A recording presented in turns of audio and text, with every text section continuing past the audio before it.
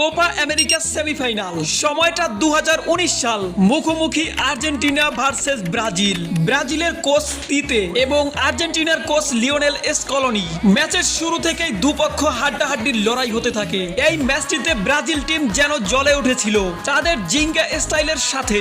আর্জেন্টিনার ডিফেন্ডাররা যেন পেরে উঠছিল না। ম্যাচের 19 মিনিটে গ্যাব্রিয়েল জেসুস একটি গোল করেন, যে গোলটি ছিল দেখার মতো।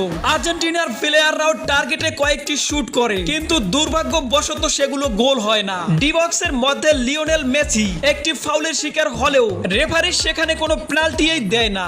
আমার মতে এখানে একটি পেনাল্টি দেওয়া উচিত ছিল। হাফ টাইমের পরে ম্যাচের 71 মিনিটে ব্রাজিলিয়ান প্লেয়ার রবার্তো ফিরমিনহো আর একটি দুর্দান্ত গোল করেন। ম্যাচের স্কোর তখন 2-0। আর এরই সাথে সাথে কোপা আমেরিকা 2019 এর সেমিফাইনাল ম্যাচ শেষ হয়ে যায়। Then act like you